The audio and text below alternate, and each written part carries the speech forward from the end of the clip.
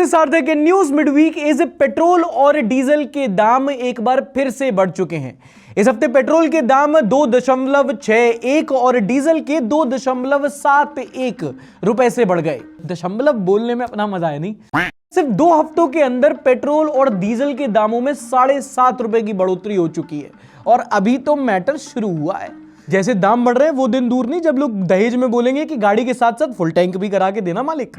Petrol की कीमत हर राज्य में 100 के पार जा चुकी है। कहीं 102, कहीं 105, कहीं 110, कहीं 115।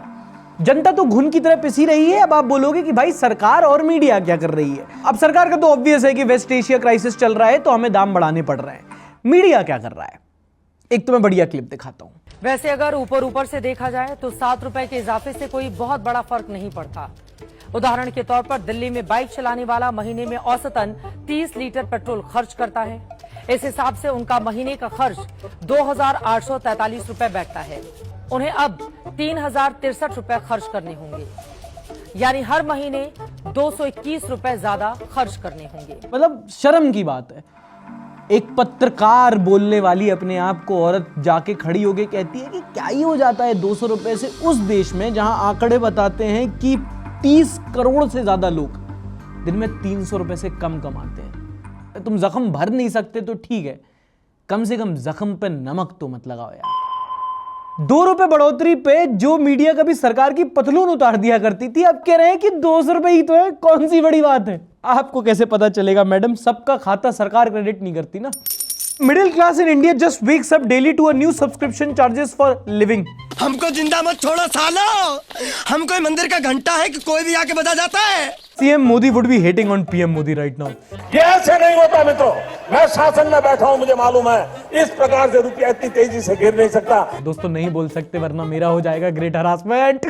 मेहरबानी कीजिए, ये भाषा ठीक नहीं है आपकी। एक जमाना हुआ करता था जब नंबर कम आते थे तो डांट पड़ती थी। आजकल पाकिस्तानी घोषित कर दिया जाता है। भाई यहाँ पे क्या हो रहा भाई। सीबीएसई का मसला आपने सुन लिया होगा, जो ओएसएम तरीके से बच्चों की चेकिंग हुई, आधे बच्चों को मार्क्स कम मिले, किसी की चेकिंग गलत हुई, फिर सीबीएसई ने बोला कि नहीं हमने तो ठीक किया है, तुम अगर रीचेक करवाना चाहो तो पैसे लगेंगे। बहुत मसला चल रहा था। इसी बीच एक केस वायरल होता है वेदांत नाम के एक लड़के का।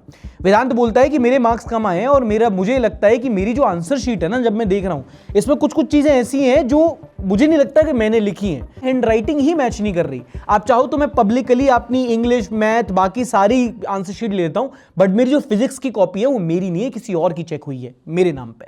उसने आरोप लगाया, प्रूफ के साथ ट्वीट किया। यहां तक ठीक है। चलो स्पॉइलर पहले ही दे देता हूं, बाद में सीबीएसई खुद मान जाती है कि हां ऐसा ही हुआ था, गलती हुई थी, किसी दूसरे बच्चे की आंसर शीट चेक करके इसको कम मार्क्स दे दिए गए थे। अन्याय हुआ था, लड़का आवाज उठा रहा था, लड़का क्या बच्चा। अब ऐसे में ये चोमू जो हमारी बदकिस्मती से हमारे दूरदर्शन चैनल का एंकर है, जिसकी सैलरी हमारे टैक्स के पैसे से जाती है, ये इस बच्चे को पाकिस्तानी बोल देता है। मेरे अंदर से बहुत सारी गालियां निकल रही हैं, फिर पर यूट्यूब एज रिस्ट्रिक्ट कर देता है वीडियो, जो कर दी गई इस हफ्ते। साला ये दुख का खत्म नहीं होता बे। आप सोचो कितने लेवल की धूर्तता है। किसी के तलवे चाटने के लिए इसने एक बच्चे को पाकिस्तानी बोल दिया। एक बोर्ड देने वाला एक स्कूल में एक बच्चा, जिसमें ऑलरेडी जो कितना ट्रॉमा में होगा कि भाई पूरी मेहनत की, एग्जाम दिया, मार्क्स कम आए, कितनी हिम्मत लगा रहा होगा अपने मन में ही कि भाई चलो मैं ट्वीट करता हूं, आवाज उठाता हूं आज के टाइम पे। उसको इसने उठा के पाकिस्तानी बोल दिया। या कोई डाउट नहीं है यहां पे, ये मतलब यहां पे तुम्हें जो मन में गाली आ रही हो अच्छी से अच्छी दे दो, क्योंकि कोई गलत नहीं है, डिजर्व करता है ये। और मैं इतना स्पेसिफिकली क्यों बोल रहा हूं ना, क्योंकि होता क्या है ना कि कभी भी कुछ आप गलत पढ़ते हो या फिर आप ऐसा कुछ पढ़ते हो जिसमें आपको लगे कि दलाली है, एजेंडा चला जा रहा है, फिर भी एक मार्जिन फॉर एरर देते हो। कि अगर कोई प्राइम टाइम एंकर बोल दे कि नहीं हिंदू मुस्लिम हो रहा है, होना चाहिए, ठीक है, तो हो सकता है उसका सिर्फ एजेंडा नहीं, मन से उस चीज को मानता है, कम्युनल है पर ऑनेस्ट तो है। पर सोचा यहाँ पे किसी बच्चे को पाकिस्तानी बोल दिया क्योंकि उसके ट्विटर अकाउंट में लोकेशन साउथ एशिया डाली थी। अब यहाँ पे कोई इसको पाकिस्तानी क्यों बोलेगा? कोई वेदांत कॉमन पाकिस्तानी नाम तो नहीं है। और अगर तुम्हें लग रहा है कि साउथ एशिया की हर कंट्री पाकिस्तान होती है, हमारी बदकिस्मती है कि दूरदर्शन चैनल पे इतना डफर आदमी एंकर बन के बैठा है, जिसकी सैलरी हमारे टैक्स के पैसे से जा रही है, इसको इंटर्न ना रखे कोई। और दूसरा है कि इसको पता है कि वेदांत अपना भारतीय बच्चा है, साउथ एशिया कोई भी कंट्री हो सकती, रजिस्टर्ड अलग, इंडियन। वरना अगर डाउट होता है तो इंसान थोड़ा वेरीफाई तो करता है, थोड़ा चैट जीपीटी ही कर लेता। Is every south Asian country in Pakistan? तू गधा होता पर कम से कम ऑनेस्ट तो होता। फिर बाद में जब लोग कॉल आउट करके बोलते तो however the reason why the location of this tweet is showing from outside India still unknown. क्या फर्क पड़ता है उस चीज से? But I still hope the correct information about the account's location is received, the matter will become even clearer. कितना duffer हो सकता है कोई, मतलब देश की नेशनल मीडिया का ये हाल है। इंग्लैंड की नेशनल मीडिया है BBC, वो कोई रिपोर्ट करते हैं दुनिया भर वाले की क्या इन्वेस्टिगेटिव रिपोर्ट की है, दुनिया भर के जर्नलिस्ट सीखते हैं उनसे, उनकी सरकार की फटी रहती है उनसे। हमारे नेशनल मीडिया में इतने डफर लोग हैं जो कह रहे हैं कि अरे साउथ एशिया दिखा रहा है, पता नहीं क्यों दिख रहा है, जब पता चलेगा तो पता चलेगा। बेवकूफ है क्या भाई बिल्कुल ही से। मैं ज्यादा खुश हूं ये समझने में कि तुम धूर्त आदमी हो, तुम्हें उस बच्चे को पाकिस्तानी बोलना था एजेंडा चलाने के लिए, मुझे एक्सेप्टेबल है। मुझे एक्सेप्टेबल ये नहीं है कि तुम इतने गधे हो कि तुम्हें ये नहीं पता कि साउथ एशिया की हर कंट्री पाकिस्तान नहीं होती। ये हालत है। एक और है स्मिता प्रकाश, वो NI वाली, वो वेस्टर्न कंट्रीज को ट्रोल कर रही है कि वेस्टर्न कंट्रीज वाले हमें बताते हैं, जबकि अपने देश में लाल बत्ती जब तक वॉक करने को ना बोले वो वॉक नहीं कर पाते। अबे उसको प्रॉपर रोड इंफ्रास्ट्रक्चर कहते हैं।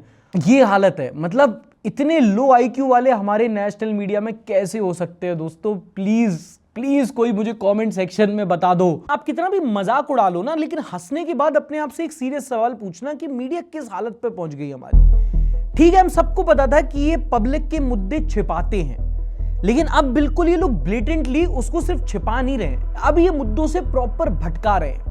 इस टाइम पे वो है ना 5 फायदे पत्तलकार, वो कल एक न्यूज शो कर रहा था कि हमारा क्या एरा बदला है, प्रधानमंत्री जब से प्रधानमंत्री बने हैं हमारा तो ये, वो फुल इस चीज पे लगा हुआ है कि हम विश्वगुरु बन गए। अब तो ये भी नहीं है कि हम विश्वगुरु बनेंगे, अब तो बन चुके हैं हम।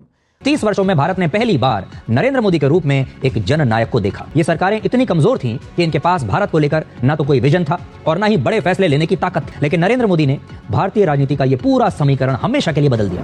मध्य प्रदेश के खरगोन जिले से ये वीडियो सामने आई।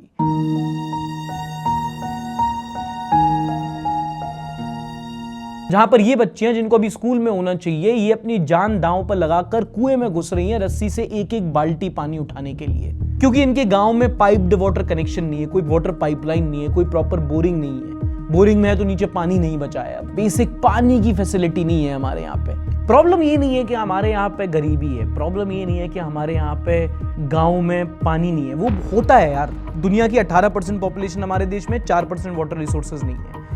पानी की प्रॉब्लम हमेशा से रही है, गरीबी हमेशा से रही है, पर उसको एक्सेप्ट ना करना, उन चीजों को एड्रेस ना करना और छाती ठोक के कहना सब सुधर गया अब जी हम विश्वगुरु बन गए, ये है प्रॉब्लम। ये बातें जिन लोगों को करना चाहिए उनको मीडिया को कॉल आउट करना चाहिए तथ्य दिखाकर। प्रॉब्लम ये कि ये बातें मीडिया खुद कर रही है कि नरेंद्र मोदी ने देश के करोड़ों लोगों को इस निराशा के दौर से बाहर निकाला। और तुम मेलोडी चबा के रहो अपने भ्रम में, लेकिन ये प्रॉब्लम ना आगे जाके और बढ़ने वाली है, क्योंकि ये साल सुपर एल नीनो वाला साल होने वाला है भारत जैसे देश में, जहां पर ऑलरेडी वाटर स्कार्सिटी अपने चरम पर है।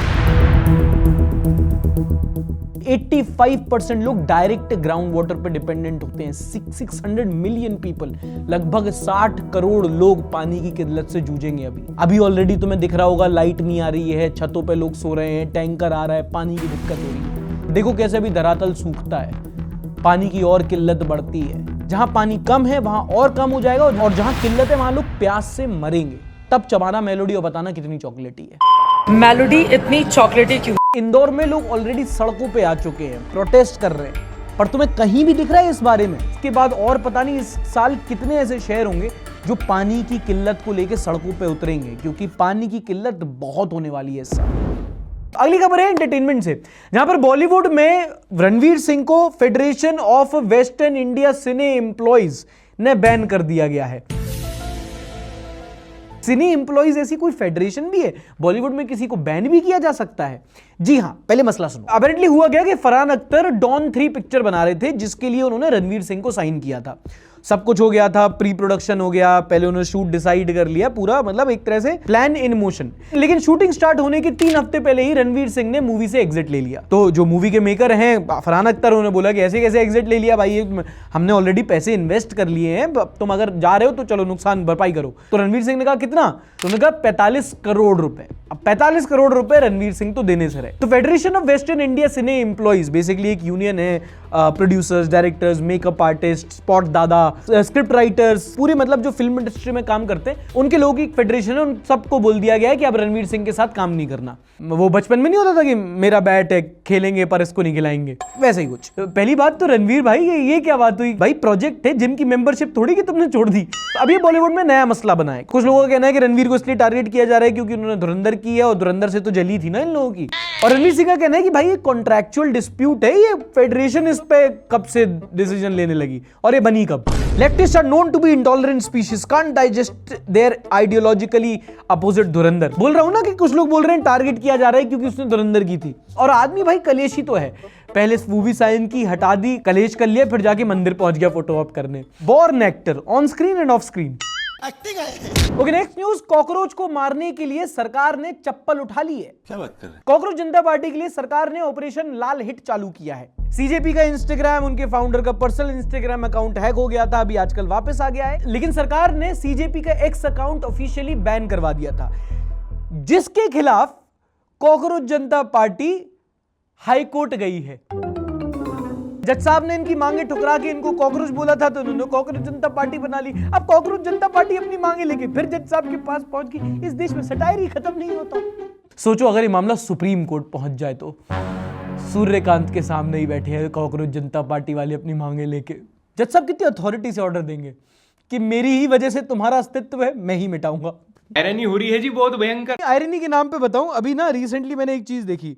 पंजाब में फ्री कैंपेन चलना था तो ड्रग फ्री कैंपेन का ब्रांड एम्बेसडर बनाया है हनी सिंह को। अरे बाप रे! वो आदमी जिसने गाना गाया है 4 बोतल वोडका, काम मेरा रोज का, पार्टी करी, पार्टी हो रही बहुत भयंकर, पार्टी के गजब नजारे।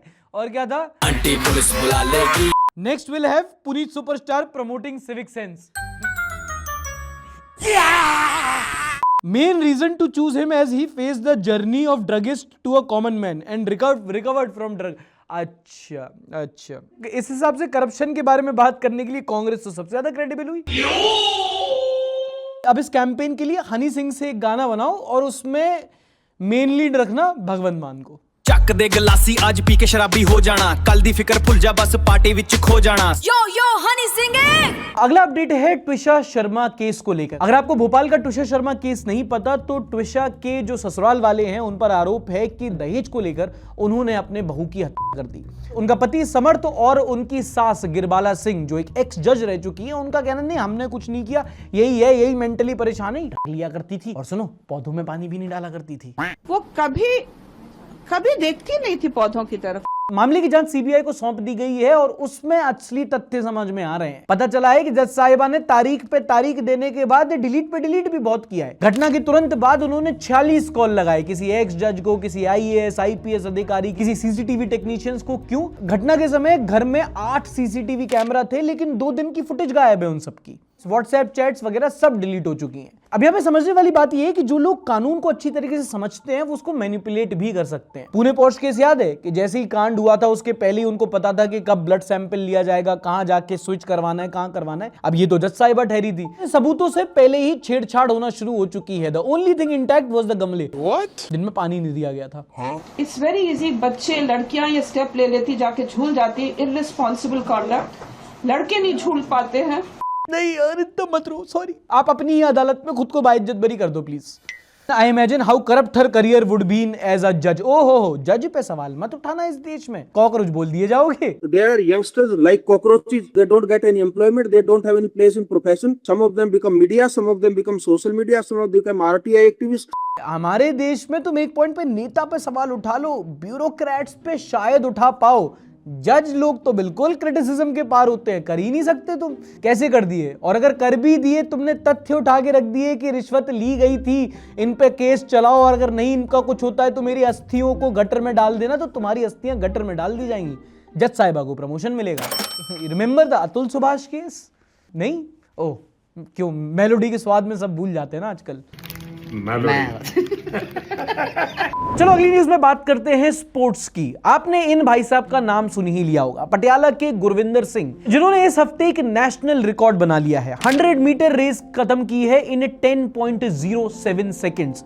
नॉट टू मेंशन इसके पहले इन्होंने नेशनल रिकॉर्ड तोड़ा था कुछ 10.17 सेकंड करके। सेम क्वालिफाइंग रेस में पहले गुरविंदर ने नेशनल रिकॉर्ड तोड़ा, फिर उसी में अनिमेश ने गुरविंदर को बीट किया और फिर अनिमेश और अपना खुद का रिकॉर्ड तोड़ कर गुरविंदर ने नया नेशनल रिकॉर्ड बनाया इन 100 metre in 10.07 seconds. Now that is big. Now why this is special is because हमेशा से बोला जाता था कि भाई आप कभी भी देख लो जितने भी वर्ल्ड रिकॉर्ड्स बने हैं, कुछ 560 एथलीट्स हैं जिन्होंने इससे भी कम टाइम में 100 मीटर किए और उनमें से कोई आपको इंडियन नहीं मिलेगा, क्योंकि ज्यादातर मान लिया जाता है कि ये जेनेटिक्स गेम होता है एक पॉइंट के बाद, कि ज्यादातर ब्लैक एथलीट्स जिनकी बिल्ट ऐसी होती है, जेनेटिक्स ऐसे होते हैं, वो कर सकते हैं उसेन बोल्ट टाइप, वरना जो आपके यूरोपियन स्कैंडिनेवियन एथलीट्स हैं उनमें बिल्ट होती। बट इंडियन एथलीट्स के ऐसे जेनेटिक्स नहीं होते कि वो 10 सेकंड मार्क में 100 मीटर कर पाए, बट गुरविंदर ने उनको गलत साबित करके दिखा दिया।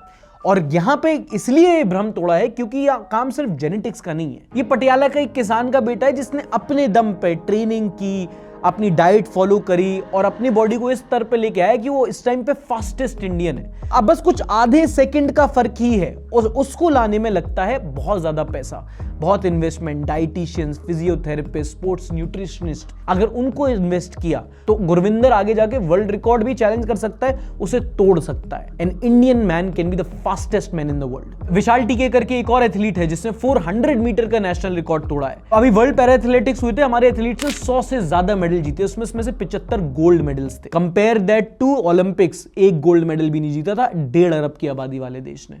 क्यों? क्योंकि हमें फर्क ही नहीं पड़ता, हम क्रिकेट में इतने मग्न हैं, हमने एथलेटिक्स सोचा भी नहीं है। वो स्पोर्ट जिसे 10 देश भी ढंग से नहीं खेलते। क्यों ना हो? क्योंकि ऑब्सेस्ड हैं लोग, पागल हैं। ना सिर्फ मैच, पोस्ट मैच, हैंडशेक में भी अगर कुछ हो जाए तो ना सिर्फ प्लेयर, उसकी एक्सटेंडेड फैमिली को तक जाके गाली देने लगते हैं। एक और मसला आजकल चल रहा है दिल्ली के जिम खाना क्लब का, मतलब बिल्कुल पीक लटियंस दिल्ली में प्रधानमंत्री आवास के बगल में 27 एकड़ में बना एक जिम खाना क्लब है। मतलब बेसिकली कह लो तुम अमीरों की टपरी।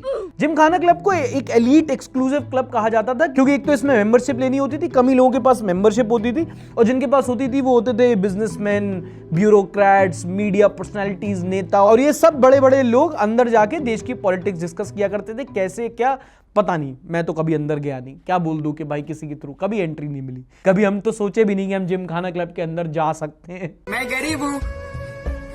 सिक्योरिटी रीजंस के चलते 5 जून तक दिल्ली जिम खाना क्लब को खाली करने का नोटिस दे दिया गया है।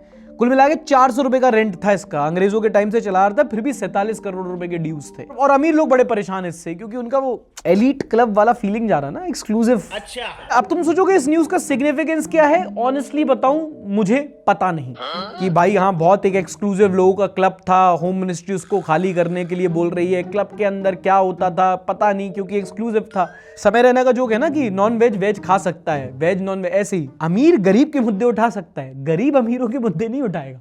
आप क्रोनोलॉजी समझ लीजिए। तो ये था न्यूज मिड वीक, और भी सारी न्यूज है, सारी यहाँ नहीं बताऊंगा, ऐसे ही आधा घंटा लेके आना, हफ्ते की सारी न्यूज बताऊंगा एक वीडियो में on the Sunday show. Video पसंद आई हो तो शेयर करने से पहले लाइक करना मत भूलना, नहीं पसंद आया डिसलाइक भी कर सकते हो। अगर ये पसंद आए तो थोड़ी पिछली और भी न्यूज है संडे शो में कवर की थी, वो जाके यहां पे देख लेना।